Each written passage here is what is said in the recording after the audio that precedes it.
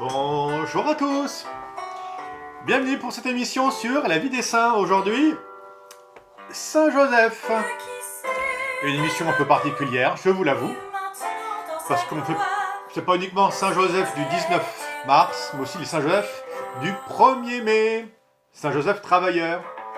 Alors, une émission sur la vie des saints, et aussi un actu Jésus. Je vais vous lire les lectures d'aujourd'hui aussi, vous allez voir. Elle résonne avec Saint Joseph.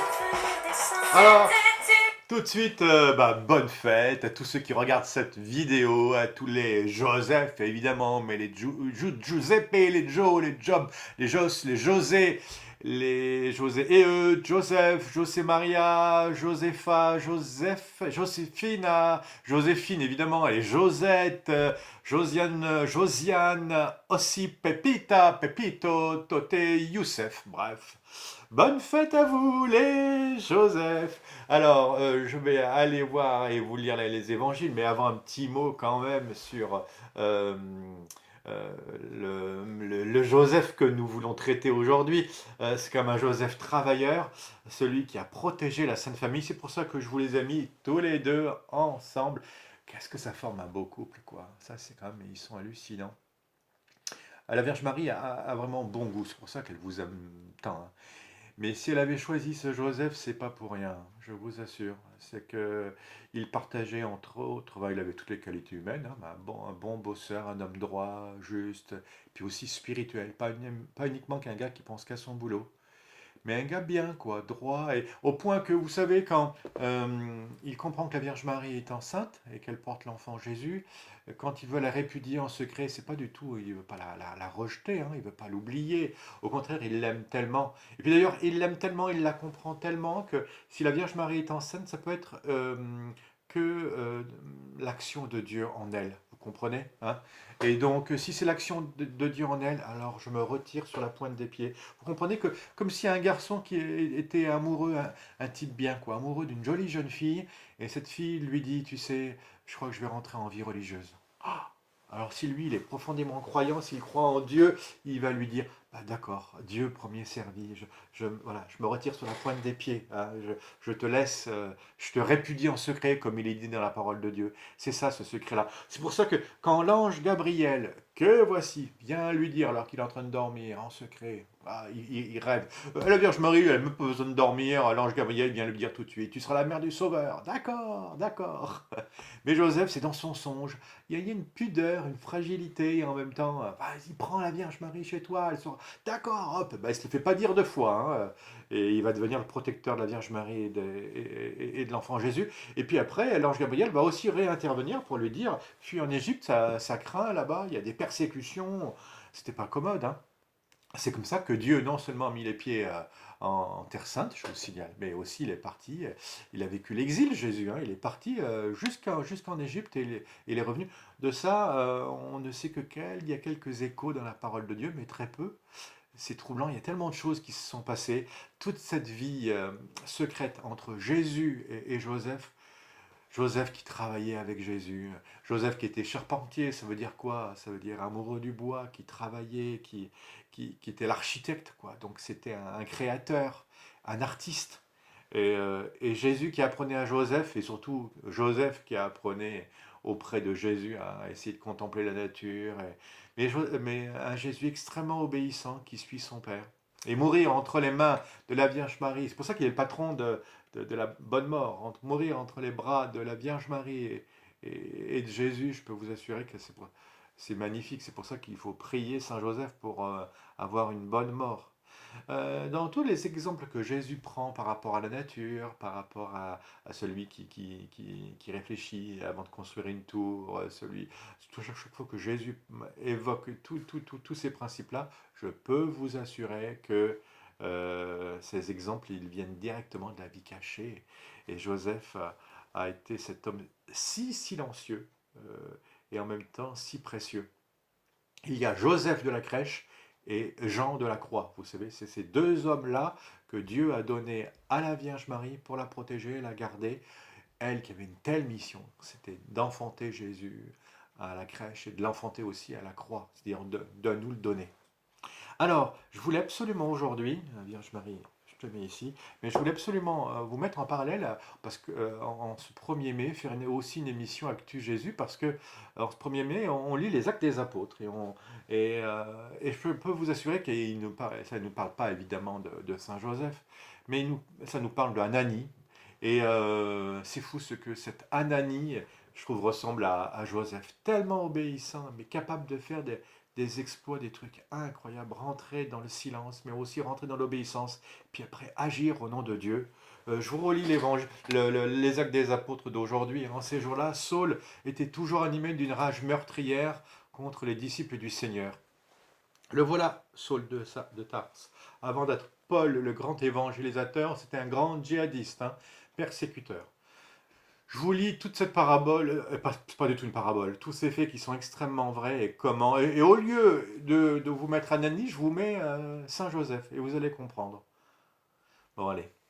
Il alla trouver, donc je parle de Saul, hein, il alla trouver le grand prêtre et lui demanda des lettres pour les synagogues de Damas, afin que s'il trouvait des hommes et des femmes qui suivaient le chemin du Seigneur, il les amène enchaînés à Jérusalem. C'est le moment où Saul de Tarse est le plus virulent contre l'Église, le plus percutant, le plus efficace, le plus persécuteur, c'est à ce moment-là que Dieu va choisir ce moment-là pour pouvoir en faire de lui, le mettre KO, puis après le ressusciter et faire de lui le saint que vous connaissez, hein, l'apôtre des nations. Et il a osé après aller évangéliser des contrées qu'aucun autre apôtre a, enfin, il fallait le tempérament de Saul pour y aller, quoi. Venir en Gaule, enfin, je veux dire, venir à Rome et dans l'Empire romain, dépasser la Méditerranée et risquer de mourir 1000 fois, ben, Saul l'a fait. Il les amène enchaînés à Jérusalem. Comme il était en route et approchait de Damas, soudain une lumière venant du ciel l'enveloppa de sa clarté. Il fut précipité à terre. Bam, bam. Il entendit une voix qui lui disait « Saul, Saul, pourquoi me persécutes-tu » Il demanda « Qui es-tu, Seigneur ?» La voix répondit « Je suis Jésus, celui que tu persécutes. Relève-toi et entre dans la ville. On te dira ce que tu dois faire. » Ses compagnons de route s'étaient arrêtés muets de stupeur. Ils entendaient la voix, mais ils ne voyaient personne. Saul se releva de terre, et bien qu'il eût les yeux ouverts, il ne voyait rien. Tous ces athées, tous ces gens qui nient Dieu, qui sont terriblement dans l'efficacité, parfois même qui persécutent les chrétiens, sont dans la cécité la plus totale. Ils ne voient pas ce qu'ils font. Hein, c'est pour ça que Jésus dit « Pardonne-leur, parce qu'ils ne savent pas ce qu'ils font ». Pendant 3 jours, il fut privé de la vue et il resta sans manger ni boire. Un bon jeûne, parfois, ça fait du bien. Hein. Or, il y avait à Damas un disciple nommé Ananie. Bon, c'est Joseph qui joue le rôle d'Ananie aujourd'hui, mais je peux vous assurer que moi, je trouve que ce saint Ananie, il devrait être au moins aussi connu que saint Paul. Dans une vision, le Seigneur lui dit, encore une vision, c'est pour ça que je vous parle des deux. Hein. Ça marche par vision. Ananie, parfois Dieu peut peut-être vous parler cette nuit dans votre songe, dans votre sommeil. Vous allez lui répondre hein, s'il vous parle. Vous demandez après à votre père spirituel, hein, à un chrétien éclairé, pour être bien sûr que ce ne soit pas un cauchemar ou une vision où vous pouvez peut-être devenir un peu fou. Hein.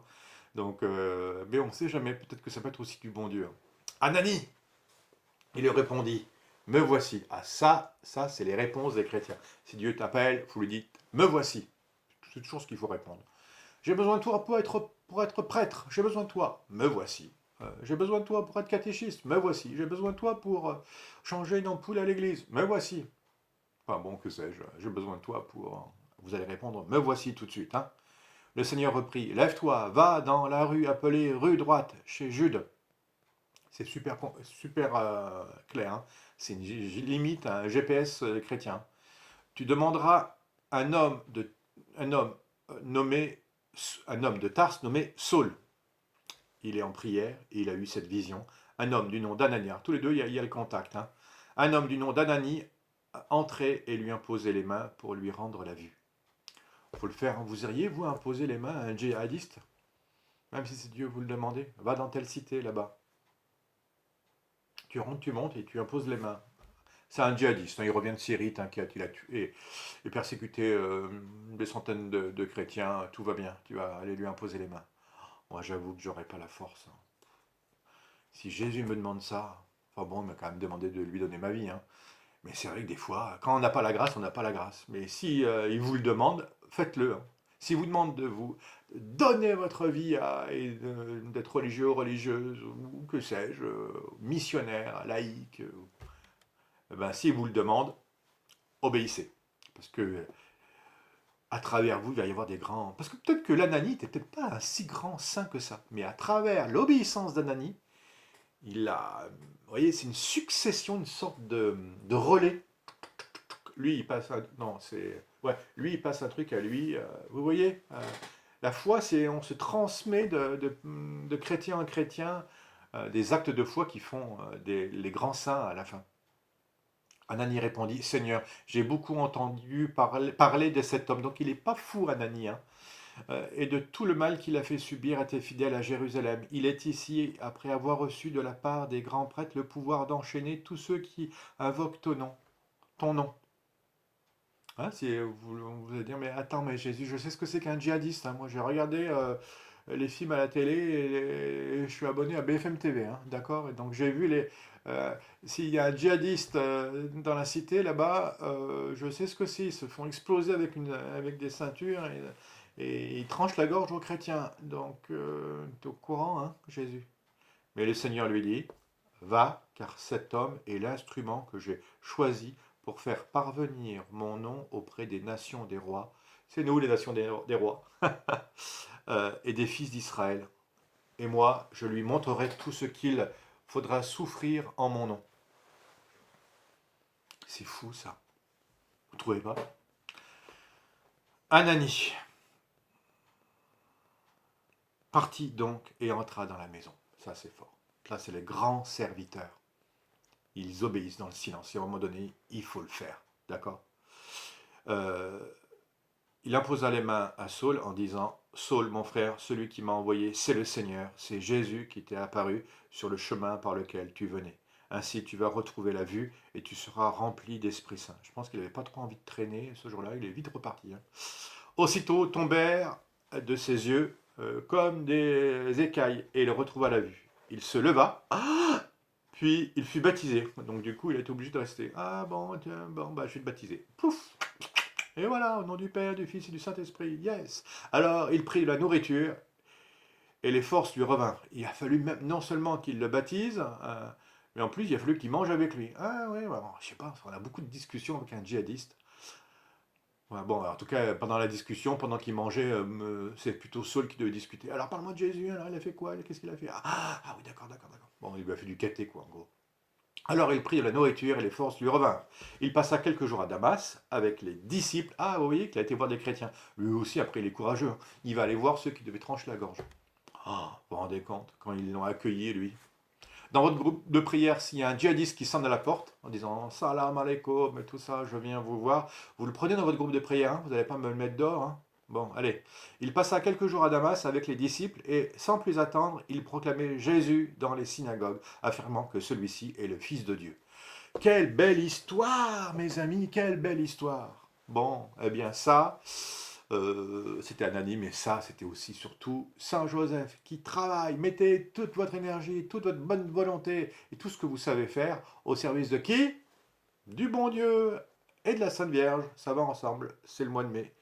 Allez, merci pour cette émission spéciale Saint-Joseph, mais aussi spéciale 1er mai avec les lectures du jour. C'était un Actu Jésus et un spécial Saint-Joseph. À bientôt! Notre effort, le Père l'avait choisi. Leur vie n'est pas la nôtre. Nous sommes loin de tout ça.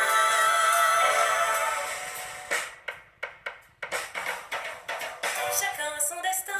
Les saints sont un exemple. Mais Dieu nous choisit tous pour habiter son camp.